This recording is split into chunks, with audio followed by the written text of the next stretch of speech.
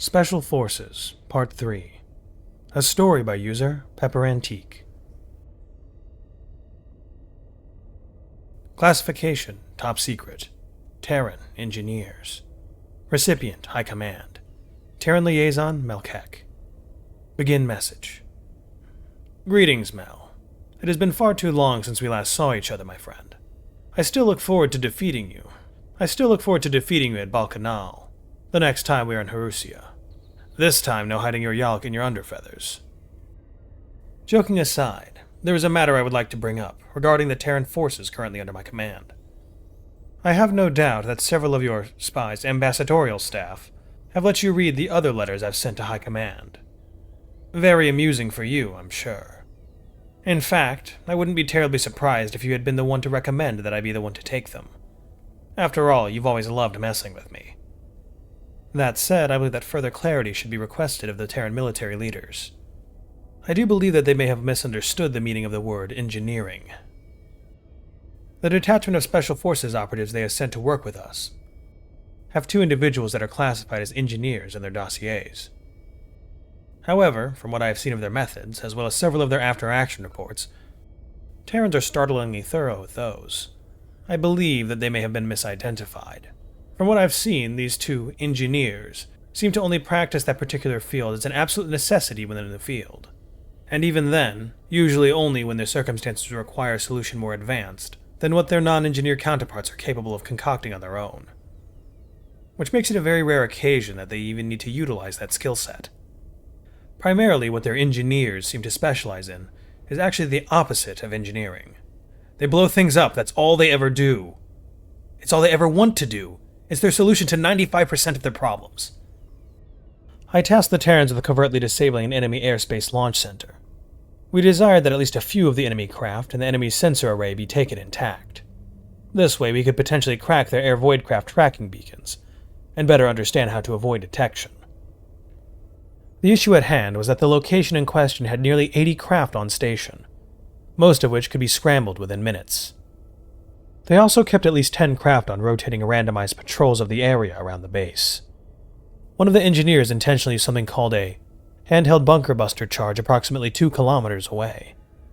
This had the primary effect of causing a minor tectonic destabilization. The humans called it an earthquake, even though the planet we were on was nowhere near their home planet. Whatever. It also caused the base to dispatch the patrol to investigate the epicenter of the quake. The Terran in question had entered a hidden deep stasis pod, like those typically used in escape pods, that had been painted with sensor-dampening, thermal-diffusing paint and covered in a camo net. Basically, he hid from the patrol by playing dead. While the patrol was dispatched, a blind spot opened up in the base's defense, albeit only for approximately 10 minutes. The remaining Terrans stealthily entered the base, dispatching the paltry number of guards encountered discreetly. At this point, they put enemy uniforms and transponders on and began patrolling the enemy base.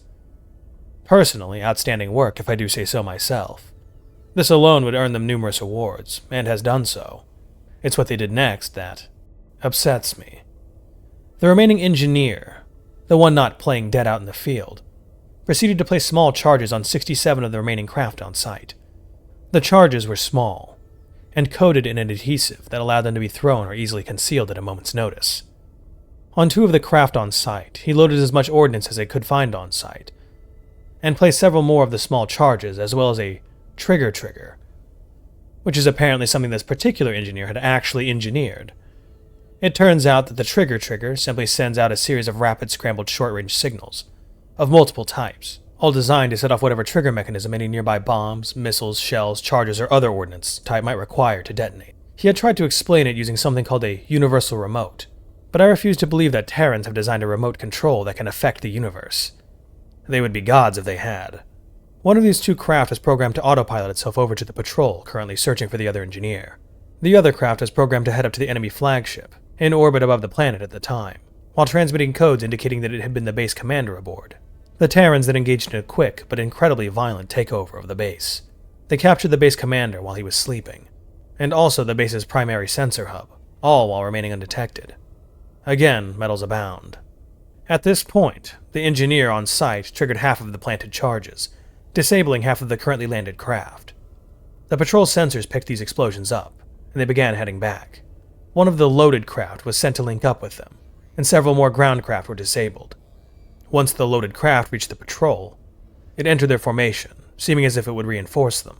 Then it exploded, destroying the patrol in a single strike. At this point, all enemy forces not already dead began panicking, many of them scrambling to get the remaining craft in the air. Some even succeeded, only to fall down from the sky moments later, as the remaining charges disabled them shortly after taking off. The last of the 2 loaded craft then embarked on its journey to the enemy flagship, sending its distress beacon and the base commander's identification codes, provided by a rather terrified captured commander, to the flagship. The flagship, believing it was the base commander coming for aid, and for their own survival, welcomed them aboard. You can probably see where this is going. The Terrans admit they didn't realize that the flagship's reactor was so close to their VIP docking bay. Regardless, the resulting explosion not only destroyed the flagship's docking bay, but also their reactor. The resulting explosion destroyed more than half of their fleet, and badly damaged or outright disabled another third of the fleet. It also caused an unexpected sunrise in the middle of the night. I was more than a little confused when my aide woke me from my slumber with a high-priority communication from the Terran CO. I'd known they were on mission at the time, so I assumed that they were in need of emergency retrieval. You can imagine my surprise when he instead told me that I needed to get the fleet moving for an intercept on the enemy, and that the light in the sky was the enemy's flagship going Nova. Anyways, the engineer responsible for said explosion had to report to the medbay after the mission. Apparently, after being recovered from his stasis pod and told of the situation, the other engineer had punched him in the jaw for not being woken up in time to see the fireworks. Ever since then, Sanchez, that's the one responsible for the Nova, seems to hold this over the other engineer's head. I guess Sanchez now holds the record for biggest boom. Meanwhile, the other engineer simply argues that since it occurred in space and therefore in a vacuum, that there would be no boom. I know this has been a long story, so let me remind you before this letter ends. Please confirm that the Terran military does in fact understand the definition of the word engineer. Until then, I would suggest always confirming any Terran engineer's plan if they ever have to work on anything you own. There may be explosives involved. Anyways, first round of sap is on me next time we meet. Signed, Clardon, 3rd Fleet Commander. P.S. I forgot to mention, while they did disable all of the enemy craft, the damage was minimal.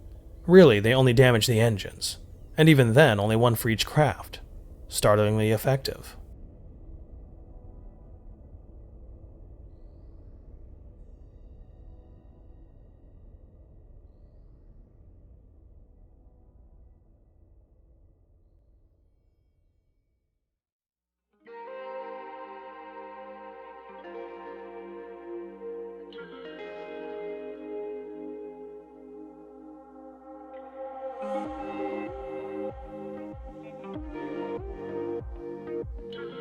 If you're new here, welcome aboard.